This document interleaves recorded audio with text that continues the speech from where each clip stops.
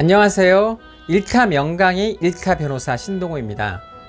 본격적인 수업을 시작하기 위해 제가 아주 간단한 이야기를 하나 해보겠습니다. 지금 여러분에게 한 판의 피자가 있습니다. 이 피자 한 판을 자녀들에게 나누어 주는 것은 여러 가지 방법이 있겠죠. 저는 딱 두 가지 방법만 제시하겠습니다. 한 번에 한꺼번에 주느냐, 아니면 나눠 주느냐. 그리고 어떠한 방법을 선택하든 여러분은 일정 부분의 토핑을 반드시 국가에 내야 합니다. 여기까지 제 이야기를 듣고 눈치가 빠르신 분들은 제가 무엇을 이야기하고자 하는지 아실 겁니다. 맞습니다. 오늘의 수업 주제는 상속과 증여이고요. 상속과 증여는 어떠한 방법으로 언제 주느냐의 차이가 있지만 나중에 계산해 보면 세금이 정말 달라집니다. 상속과 증여의 차이를 반드시 알아야 합니다.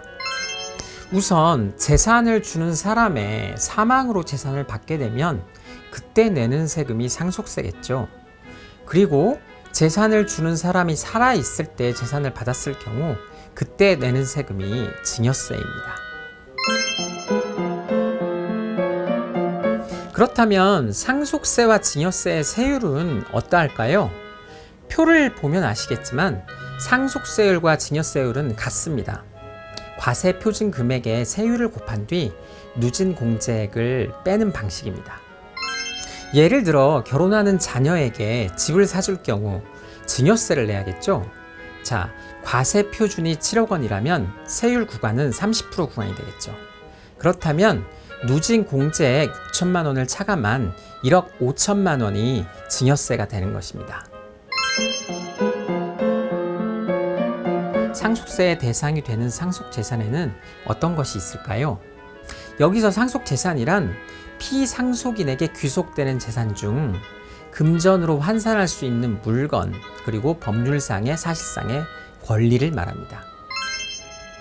상속재산에는 간주상속재산과 추정상속재산이 포함되는데요. 간주상속재산에는 보험금, 신탁재산, 퇴직금 이런 것들이 포함되는 것입니다.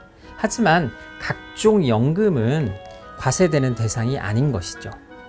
추정상속재산은 상속 개시일 전 처분한 재산이나 채무액을 말하는 것인데요. 1년 이내 2억 이상, 2년 이내 5억 원 이상이 불분명하다 하면 과세되는 상속재산에 들어가는 것입니다. 한 가지 더 확인해야 할 것은 비과세 대상의 재산이 있는지 여부입니다. 자, 비과세 대상 재산은 다음과 같은데요. 공공 영역에 유증한 재산, 그리고 문화재 등이 여기에 속하죠.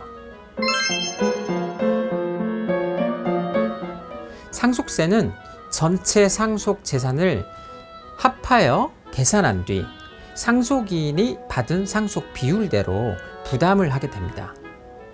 여기 화면과 같이 이해하시면 빠를 것 같습니다. 1. 피상속인의 모든 상속 재산을 통합한다. 2. 과세 표준 구간에 따라 상속세를 부여한다. 3. 부여한 상속세에서 공제액을 감한다. 4. 상속받은 재산의 비율대로 각 상속인에게 상속세를 부과한다. 상속재산을 조회해보고자 할 때 안심상속 원스톱 서비스가 있는데요. 그 방법을 이용하는 것도 손쉽게 상속재산을 조회할 수 있는 방법입니다. 주민센터 정부24 홈페이지에서 신청할 수 있습니다. 상속세와 증여세의 세율은 똑같죠.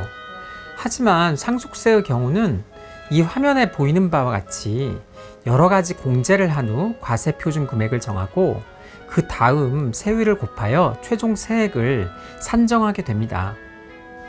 다음 특강을 통하여 공제에 대한 더 자세한 정보를 제공해 드리겠습니다. 상속세 신고 기한은 망인이 사망한 달의 말일로부터 6개월 이내입니다. 이 신고 기한을 준수할 경우 상속세 납부액의 3%를 공제받을 수 있습니다. 상속세 납부가 부담스러울 경우 분납이나 연부 분납, 물납을 통하여 분할 납부를 할 수 있습니다. 삼성의 경우에도 이 연부 분납 제도를 활용해서 세금을 납부 중에 있습니다. 오늘 특강에서는 상속세에 관한 기본 지식을 알아보았습니다. 신동호였습니다.